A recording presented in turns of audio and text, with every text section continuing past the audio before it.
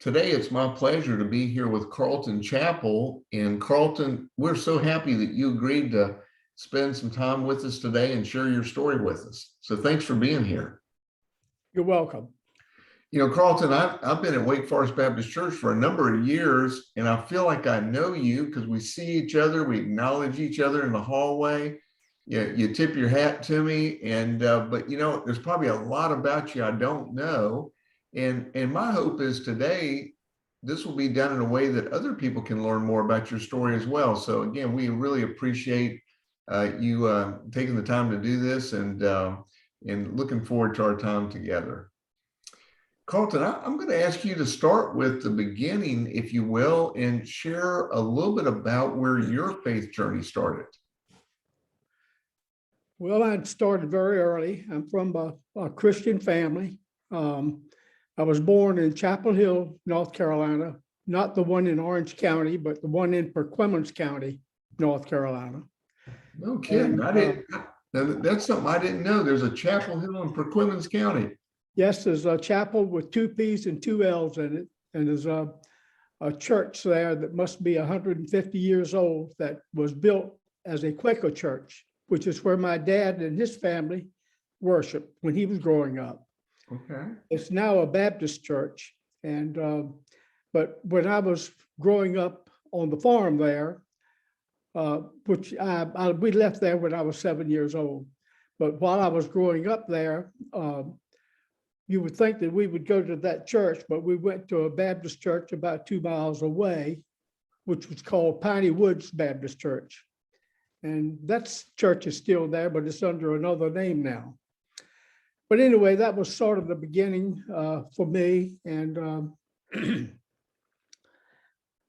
like most youth, we moved to Virginia. My dad was employed by the Norfolk Navy shipyard and in World War I, and he was able to get back on because the war was coming on, and they were gearing up for that. So we moved back to South Norfolk, which now is Chesapeake, Virginia. And that's where my mother's home. She was born and raised there. So we moved back to her home. And that's where I grew up. I went to school there through my high school. And during that process, my mother continued to go to a Baptist church in South Norfolk where she had gone as a youth. And I went to that church for, I don't know, several months. But my neighborhood friends all went to the Congregational Christian Church. And the Christian church had a far better youth program than the Baptist church. And the 2 churches were only a block apart. So anyway, I got interested in going to, it was called the Christian Endeavor. And it was, I think, a Virginia thing, and maybe going up into New England, because that's where the Congregationalists were more prevalent when I was growing up. So anyway, I went over to the Congregational Church and eventually ended up in the Christian Endeavor group when I was about 12 years old, I guess. And it was very active. The group grew from about 25 to 30 kids. And when I left it, when I was 18, there were over 100 kids going to that youth group every Sunday evening. Wow. Anyway, I graduated from South Norfolk High School and came back to North Carolina to Elon College for a year. And after the year here, I went back to Norfolk and or to South Norfolk and went to William and Mary. They had an extension college there in Norfolk. So I went to that for a semester. And my dad got wind, if you will, that I was on the draft list to be drafted in January, which is my birthday. So I told him I did not want to be drafted into the Army. I wanted to select my own service. So I joined with about 6 or 7 other guys that I had graduated with joined the Air Force. And so that was quite a big step for me to be going from a small town environment to a military base in Texas. And of course, the Korean War was on, and they were drafting a lot of people, a lot of young men going in. And anyway, when we got to Texas, they had no facilities for us. They were all jammed up. So we ended up, or my group ended up coming back to South Carolina, where I took my basic training, Shaw Field in near Columbia, South Carolina. So I I got through that okay, and they stationed me in Fort Bragg for a brief time, and then sent me to Texas on maneuvers, and then back to Fort Bragg. And when I got back to Fort Bragg, Carol and I were planning on getting married in June, and this was in late April. So they decided they wanted me to be in Albuquerque, New Mexico, to join a group of that would be in supporting the first hydrogen bomb test in the Marshall Islands. And we would, the communications group for them. So Carol and I moved our wedding date up to May 3rd, and we were married, and neither one of us knew that I was going overseas at that point. But when I get to Albuquerque, I realized pretty quickly what they were doing. They were just mobilizing the group to go over. So anyway, we got by that 6 months and came back, and they reassigned me to a support group near Frenchman's Flat, Nevada, which is where they had the underground atomic test. And I was there doing 43 of those. I was there 2 years. And Carol came out, and she got a job, and she worked for a while, and she became pregnant with our oldest child, Brad, who's now 68 years old. I can't believe that.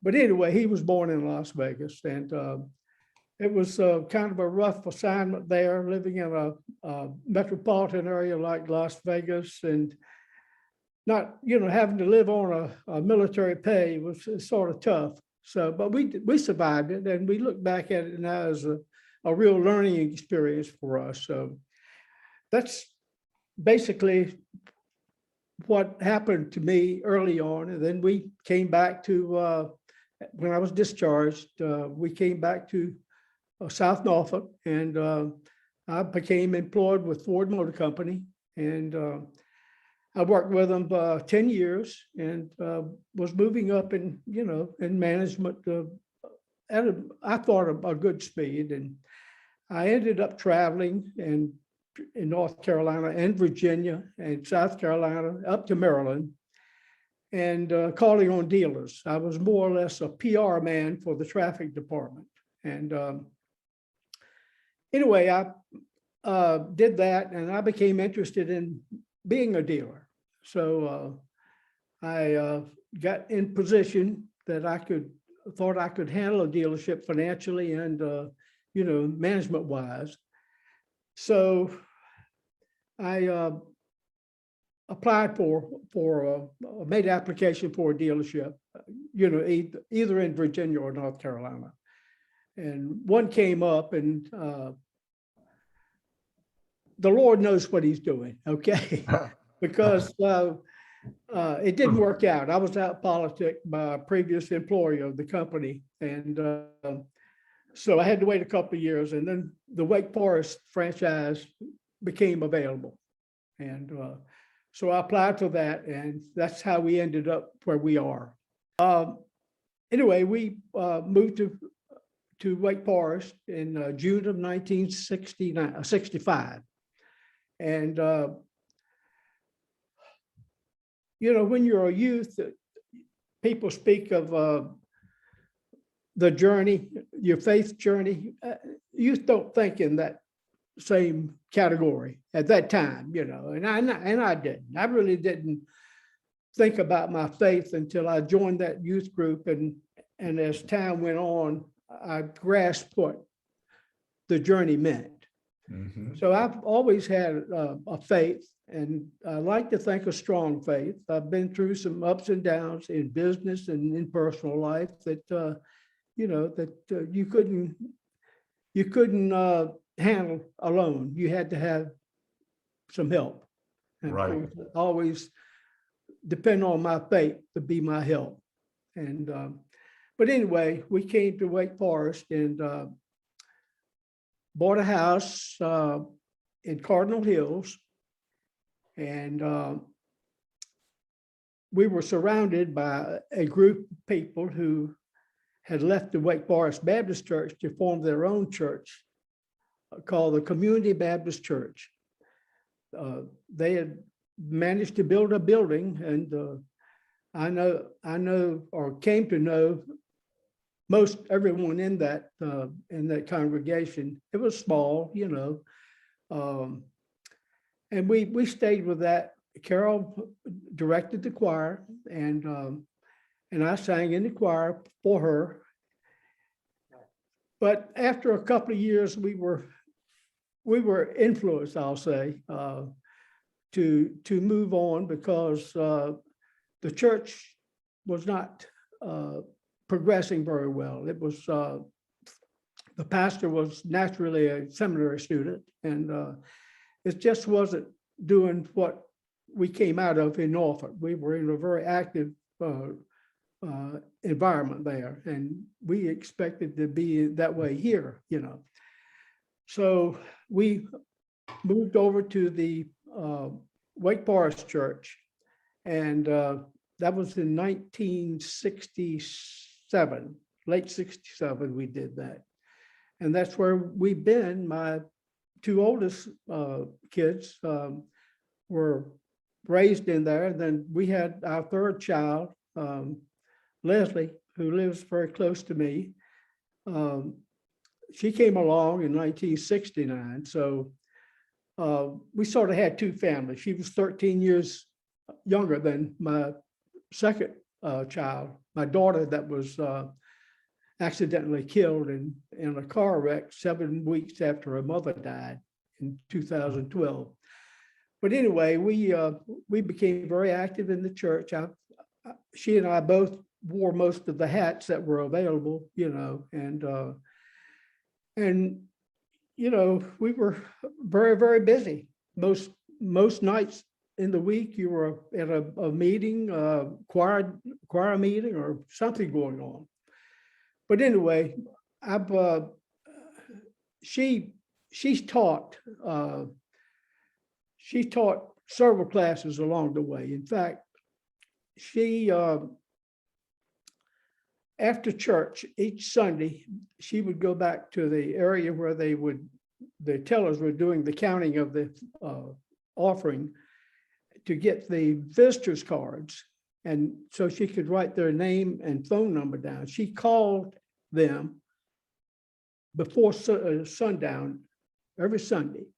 Wow. Well, she met a lot of young adult couples.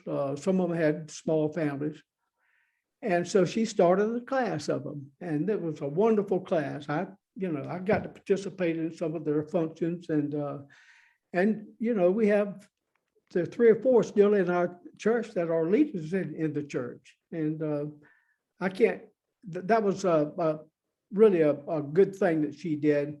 And then when Jim Adams thought about the class, the Cornelia class, and he was I give him credit for being the one that really started that.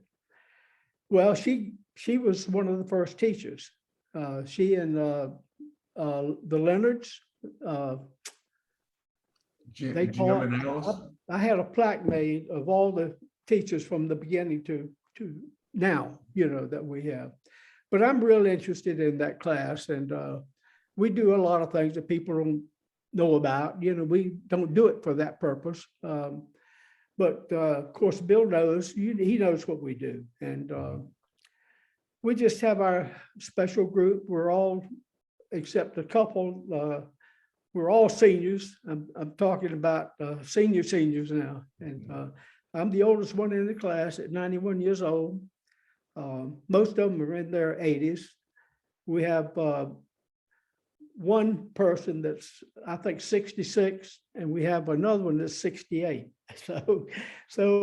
But their husbands or wives are there in the class, or maybe in one case, maybe the mother. But in any event, that's sort of where my journey is taking me thus far. I'm not as involved anymore since Carol passed away, and I live alone on Jenkins Road, where we lived together for several years. We had lived over in the country club area for 22 years when our kids were growing up, because we needed space, and but when they left, we knew we needed to downsize. So we built a place on Jenkins Road, and it's very good for me. I have an office upstairs, and I've been through, I think, 4 careers with Ford, and then Ford dealership. And then I worked with the bank, Wake Forest Federal. I was on the board there. They, Mr. Miller, H.L. Miller, I don't know if you remember him or not, but he was the president of the bank, and he had been a Ford dealer way back in the war years. And he wanted me to go on staff. So I'd already sold my dealership, and he saw I wasn't doing anything, or at least he thought I wasn't doing anything. And he encouraged me to go on staff, just to sort of fill a void there that they were going to have for a couple of years. Well, it turned out that I stayed 13 years and retired when I was 70 years old.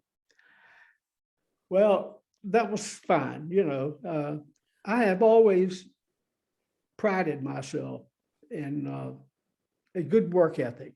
And so after that, and after playing golf for 4 months, four times a week, I figured it was something else out there for me to do. Well, I had I was certified a state residential appraiser. So I had my license. So I started appraising, and I built that business up. And anyway, I brought my daughter into it. She was teaching school, and she wanted to have her family. So I suggested for second income, she could just go to, if she'd go and take the course, that she could become an appraiser, and I would tutor her through the whole system, which I did. And she and her husband both are appraisers now, and working from home and doing very well with it. So that's sort of where I am. I do have a strong faith, and I like to think that I continue to build on that. But you never know. I'm relatively happy. I'm relatively healthy. So I have a lot to be thankful for, number one. And I am thankful every morning. I'm thankful that I can get out of bed. I'm in my own home. No one's telling me what to do or how to do. And I'm just very, very blessed to be where I am. Yeah. Wow. A life well lived for sure, Carlton. Let me ask a few questions. I got to get you to fill in a few of these things. Tell me about how you and Carol met. Okay. That's got to be a good story. Well, Carol was from a military family. Her dad was in the Coast Guard, and they had been in Connecticut. And I did not meet her until she was 13 years old. And they came back. He got reassigned because of the war, and she came back, her mother, and she came back to the church. And she became part of the youth group, and that's the way we met. And, for 5 years, it was off and on, because I was 2 years older than she, and 2 years, graduated 2 years prior to her graduation. So, and I was at Elon and she was there. Of course, we both dated other people, and that's just the way it went. But we knew that we were meant for each other. And we got married, like I say, back in May the 3rd, 1952. And it was, I could not have done any better than I did. Right. I married way above my expectations. Now, did y'all get married after you came back to South Norfolk from your time in Elon? Is that when that was?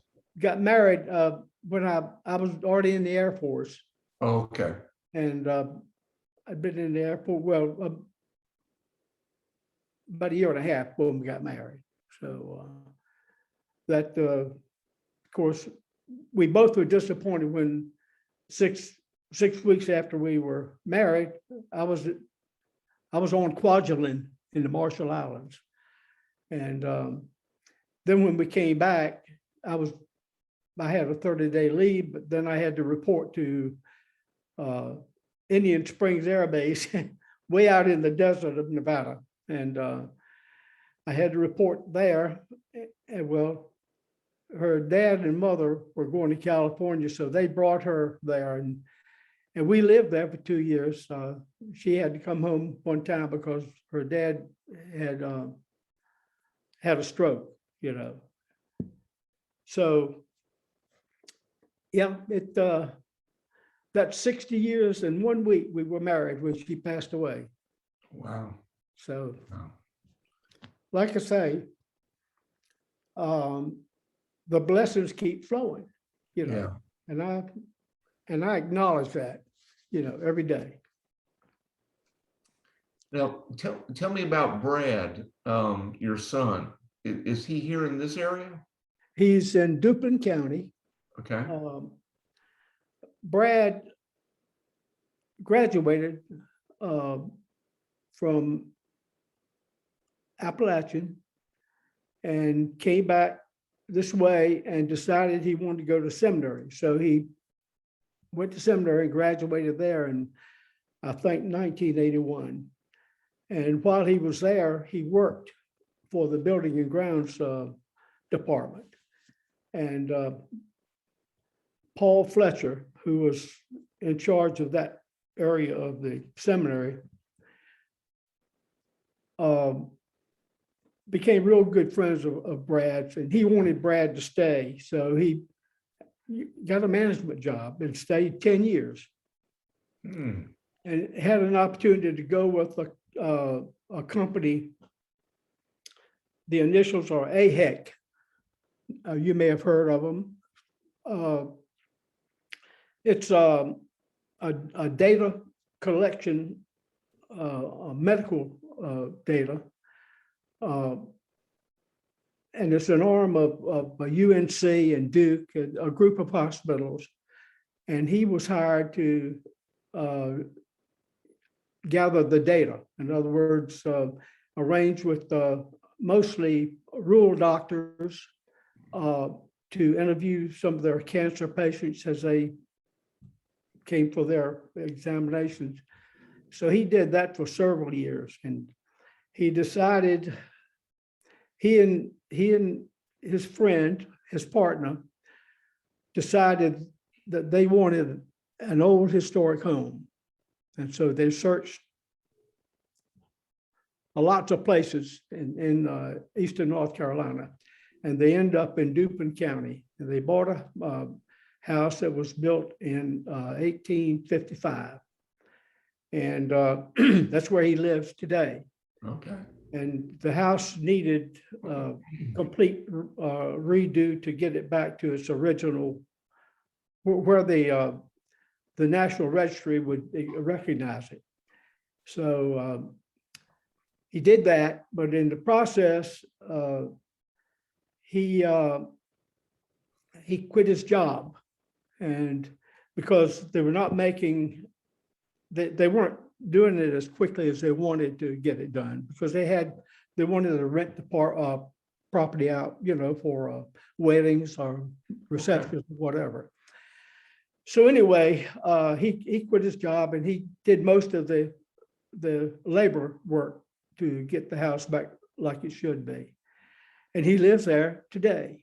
And I've encouraged him to sell it because it's a cash cow. Every time you turn around, there's something that has to be done to it. But anyway, they're happy there, and that's good. Brad has had some health issues, back problems mainly, that he's had corrected and seems to be doing well. He visits with me about every 5 or 6 weeks.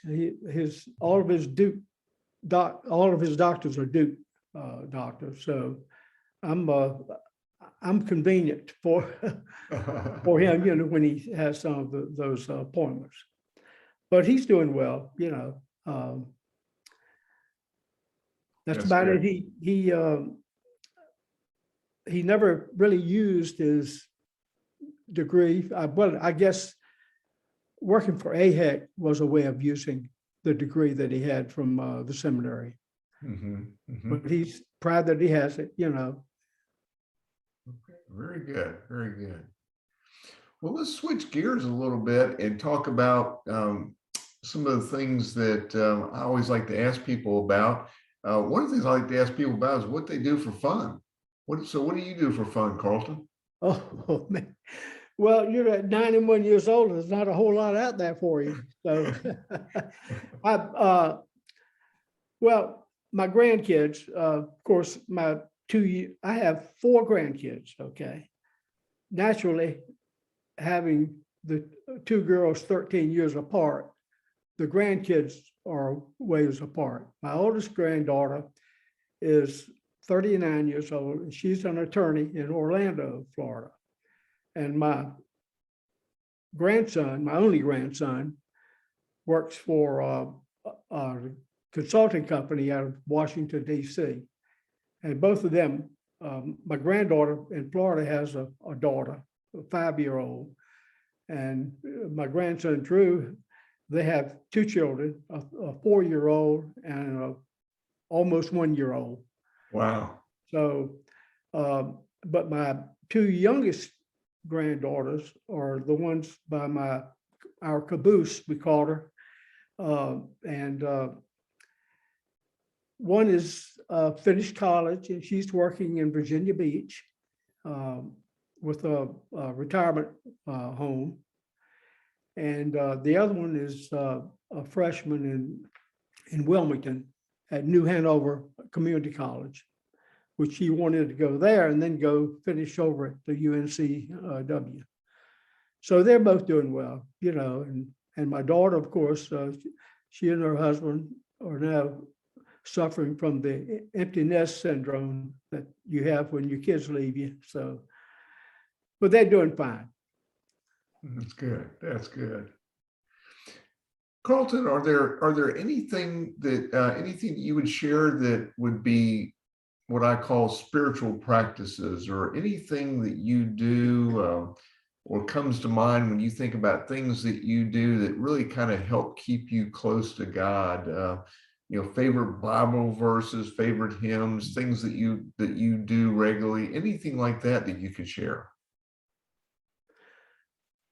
Well, of course, there are a lot of things you can share with a question like that, but as far as when we were with Ford Motor Company, and I spent a couple of years in Richmond with the sales department, I always loved the Billy Graham crusades, and yeah. we were able to pick up the crusades occasionally on TV, but mostly on radio back in those days, But Billy Graham had a crusade there in Richmond, and we were able to go to that live. That was a big boost to my faith, just to go and hear him preach live, without the electronic help. And George Beverly Shea was his main artist as far as singing, and he did How Great Thou Art. Mm. That was the first time I ever heard it. Of course, it's universal now. It's almost in every hymnal that you see. I know it's in our hymnal, Right. and but that was special to me. That I was able to do that, or we were. Carol and I were. So many things happen along the route that you're taking, and this voyage that we're supposed to be on. And the longer you live, the more that are out there, and some of them just get crowded out by the other. And Yeah. I don't know. I know that this may be of interest. When we were, the way I became part of Ford Motor Company was I'd been out of the military a few months, and I was working with Virginia Electric Power Company. And I had a friend that worked at Ford, and he was a year older than me. And he was a very, very learned young man at 15 years old. I mean,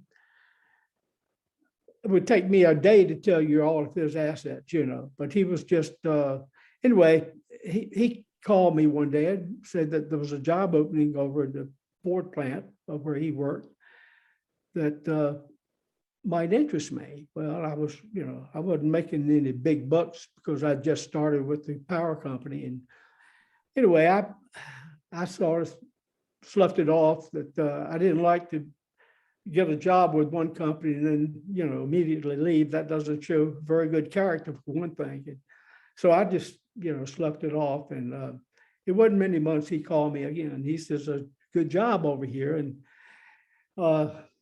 you need to come over and check it out. He says the pay is pretty good because it's not an entry-level job. It's a couple of steps up. So anyway, I said, well, what kind of a starting money is it? And he told me, well, it was $150 a month more than I was making. Well, that just turned me on, and I went over for the interview, and I got the job. I tell you that to tell you this. He also was our Sunday school teacher for this men's group in the church, and he was also a musician. He played the accordion and the piano as well as anybody that you could imagine. Anyway, he had wanted to, before he went to work with Ford, he'd gone to William and Mary College there in Norfolk, and after the second year, his dad owned a trucking company. His dad told him that he wanted him to come in and take care of the trucking company. He wanted him to manage it, and Dan said, Dad, that's not what I want to do with my life. He says, I want to be a minister, and I have to go through the college, and told him all the things he had to do to reach his goal. And his dad turned him off, didn't finance any more education or anything. So anyway, Dan ends up getting married, and he ends up at Ford Motor Company, and he's teaching our class. We have a very good class of young men some were businessmen. And so we got together one summer when he was on vacation. We had a meeting, and we decided that if Dan wanted to pursue his dream, that we would pay his way through college. So, Wow. he at first, his wife was more reluctant than he, because they had their home there, already had 2 children, and so you got to pull up stakes, and move to North Carolina to Elon College, which is where he ended up. He finished Elon. He wasn't there 3 months. He had a church. They already, had a country church that he pastored. we still supported him, and finally he told us before he ever finished Elon that he didn't need the support, that the church at Haw River is where the church is, Okay. that they were supporting him. And so he finished Elon, came over to Duke, got his degree from Duke, the seminary there, and he ends up in Reedsville, at Reedsville Church, 43 years. Wow. And he passed away 2 years ago. And some way, I did not get to go to the funeral. The information I'm told came to me, but I don't remember it ever reaching me in time, But anyway, that was one thing that I was always proud, and he always acknowledged the fact that that class did what they did, Yeah. Yeah. So, that gives me a good question I wanted to ask you, because one thing that seems to be intertwined in your story.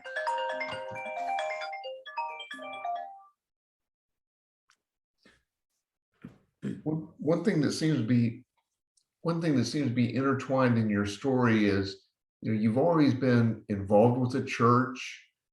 It seems like you've been involved with Sunday school, small group Bible study. What would you say to people younger? I mean, it's not often we get to speak to someone with as much experience as you've had in life, but what would you say to younger people about the value of being a part of a church and being part of a Sunday school class? it's invaluable.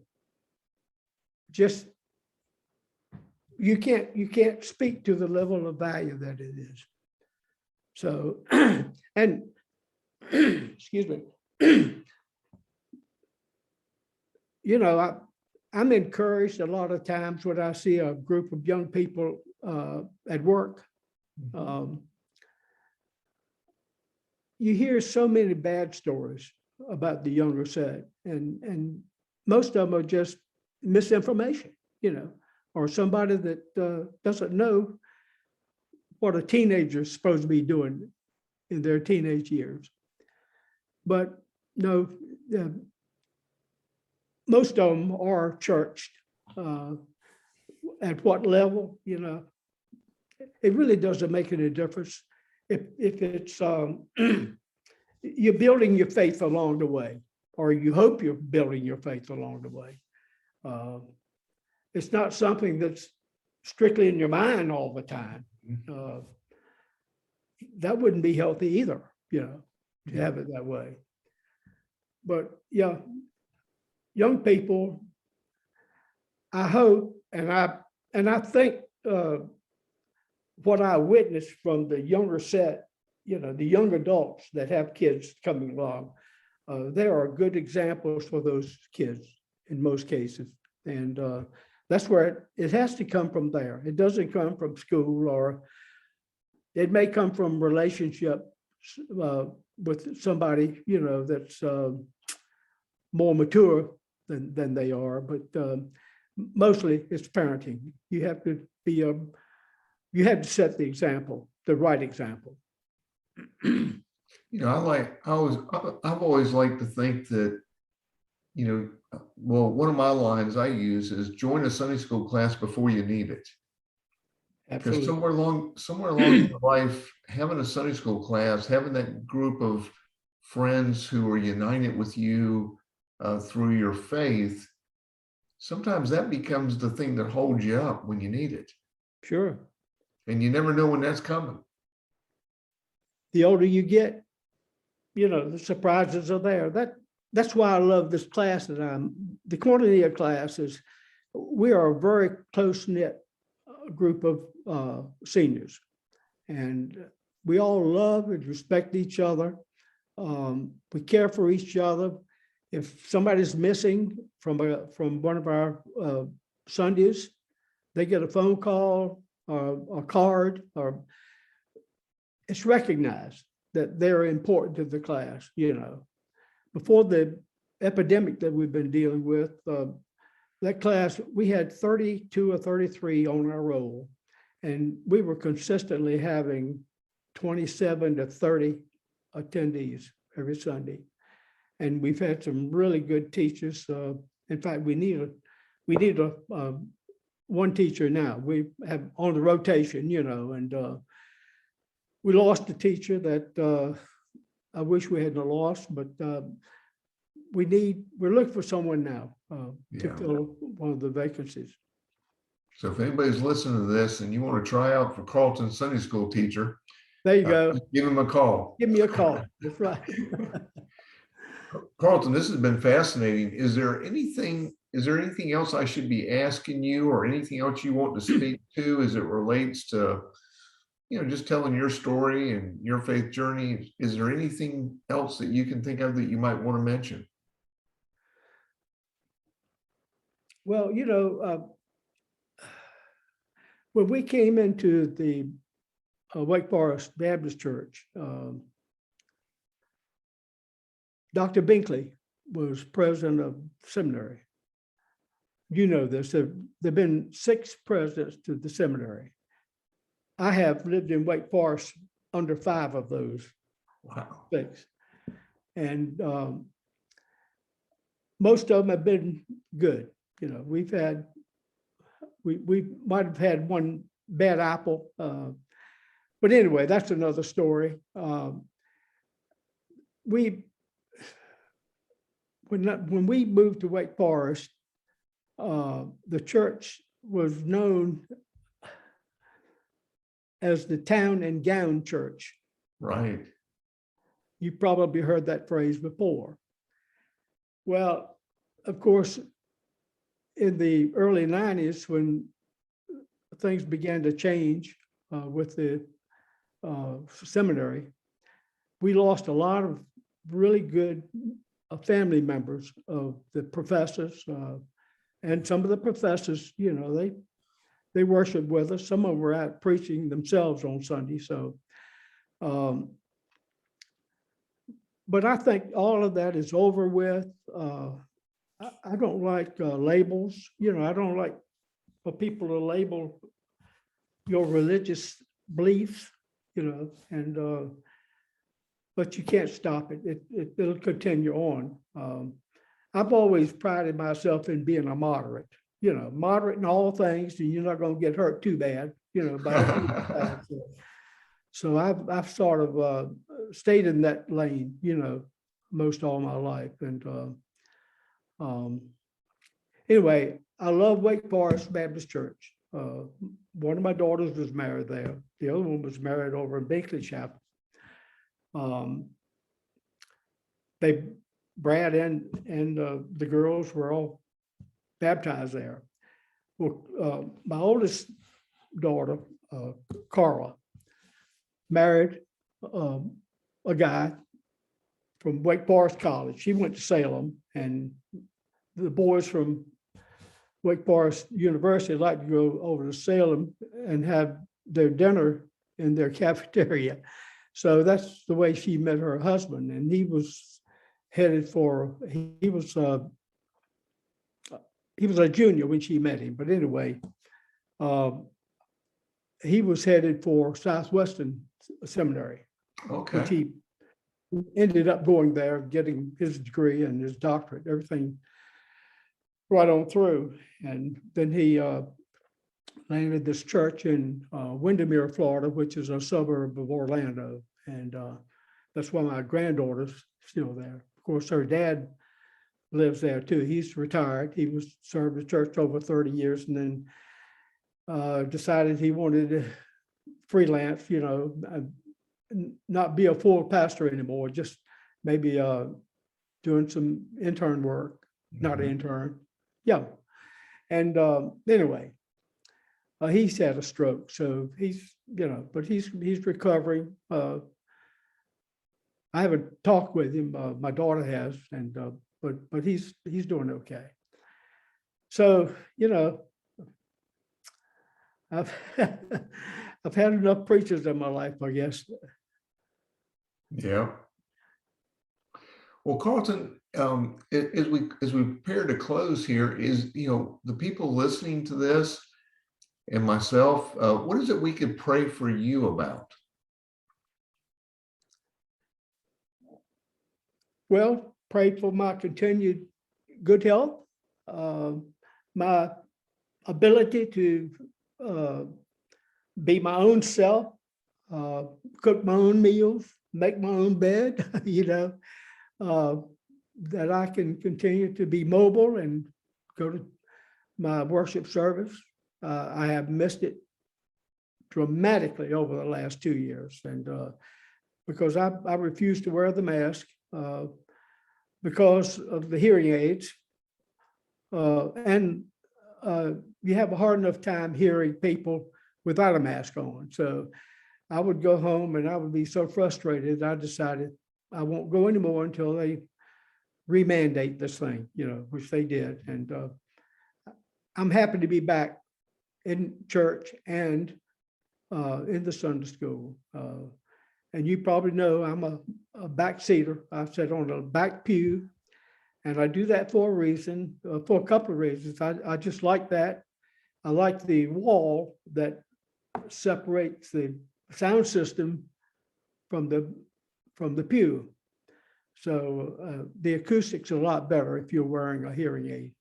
Wow. And I hope that doesn't get out to everybody that wears hearing aids in our church. A lot of people wear it. I'm finding it out. But anyway, yeah, I'm glad to be back.